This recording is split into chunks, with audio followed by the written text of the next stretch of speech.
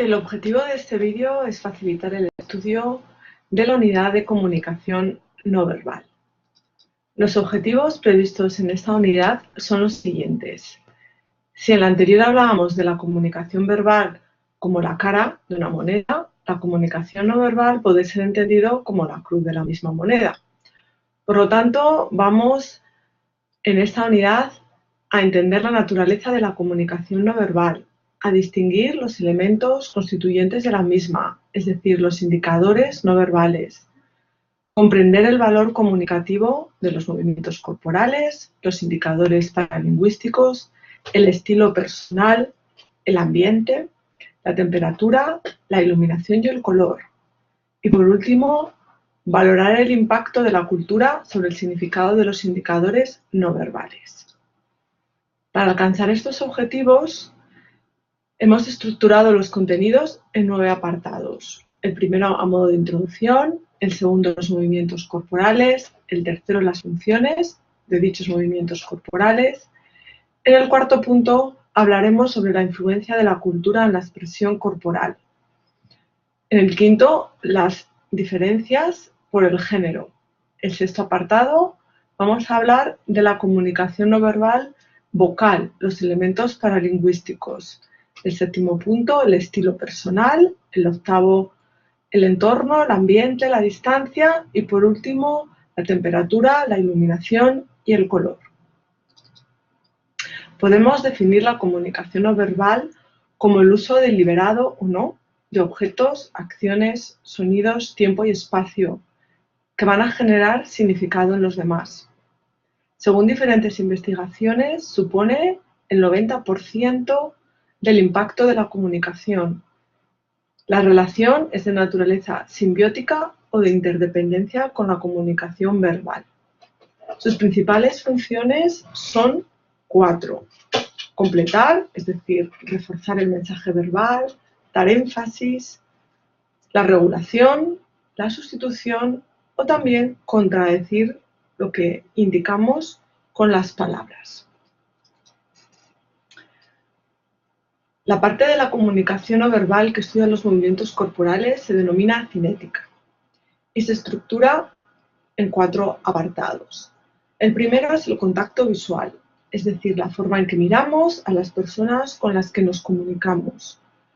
Las principales funciones de la mirada son transmitir emociones, intenciones, persuadir y también nos sirve como elemento para obtener el feedback o la retroalimentación de cómo está entendiendo lo que decimos nuestro interlocutor.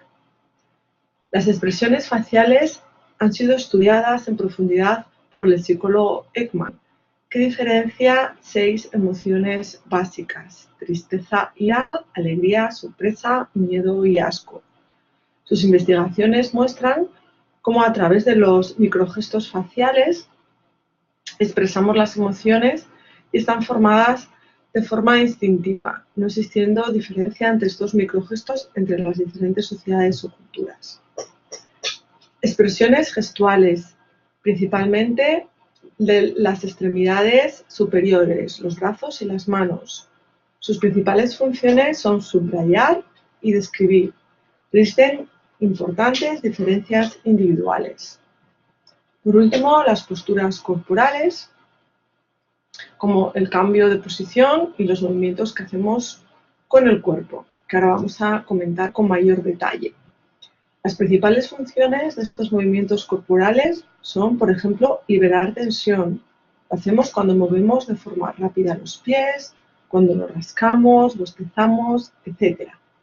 Ilustrar, como utilizamos las manos o los brazos o determinadas partes del cuerpo para describir y indicar una posición, resaltar determinadas frases, describir una dirección de cómo estamos pensando, las expresiones mímicas, etc.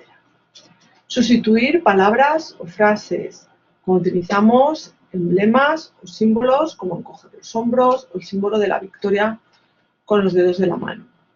Expresar sentimientos, como cuando expresamos el dolor que sentimos cuando nos golpeamos, o controlar las interacciones o transacciones comunicativas, cuando a través de los movimientos del cuerpo pedimos a nuestro interlocutor que continúe hablando, que lo haga más deprisa o que finalice su comunicación.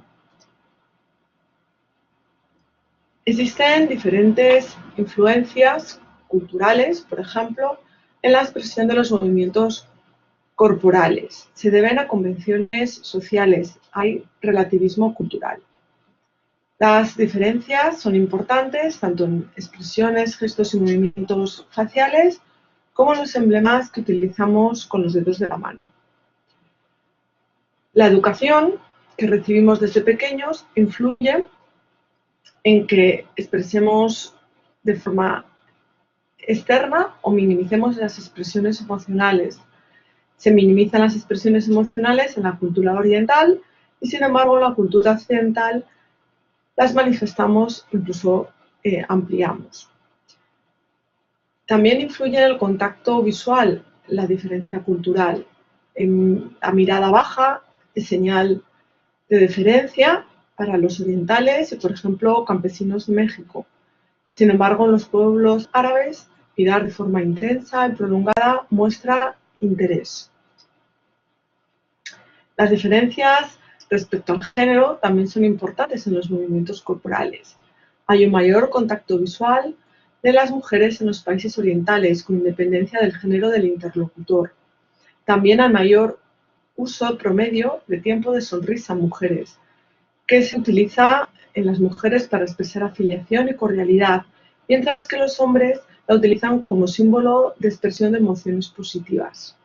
Diferentes investigaciones muestran que la satisfacción en el matrimonio con la pareja depende de la precisión al codificar y descodificar los indicadores no verbales de la pareja. Otro elemento importante de la comunicación no verbal es el uso de la voz. Los principales elementos de la voz son el volumen, la intensidad o suavidad del sonido, la graduación, la entonación, el tono grave o agudo, la calidad del sonido para expresar las emociones, por ejemplo, una voz que suena gutural, sinuosa, áspera, y también el ritmo, que tiene que ver con la velocidad y con las inflexiones de la voz. Normalmente transmitimos con mayor intensidad las emociones negativas a través de la voz frente a las emociones positivas. Se notan más cuando estamos enfadados, por ejemplo, elevamos el volumen de la voz. Cuando estamos nerviosos, aumentamos la velocidad.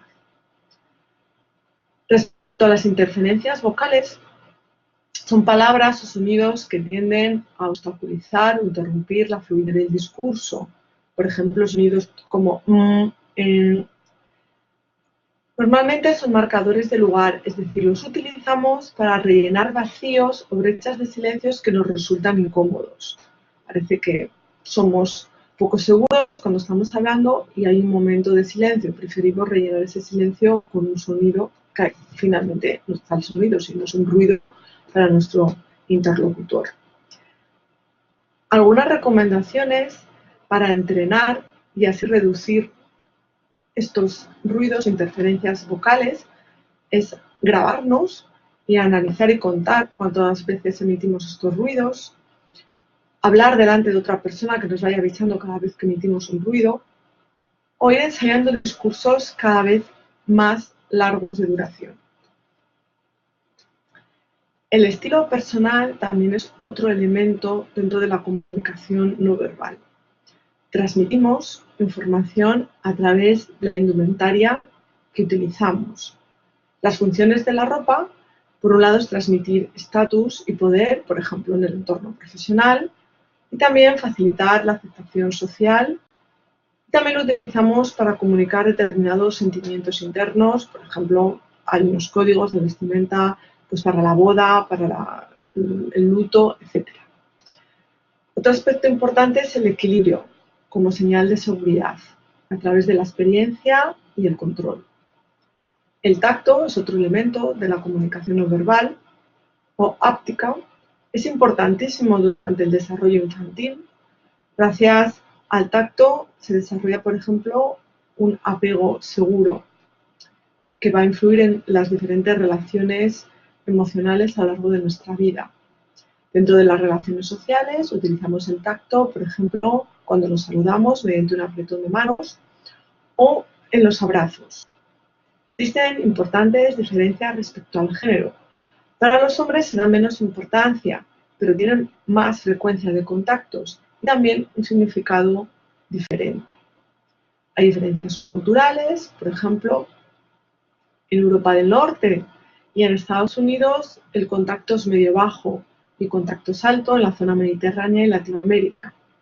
El contacto es bajo en las culturas asiáticas.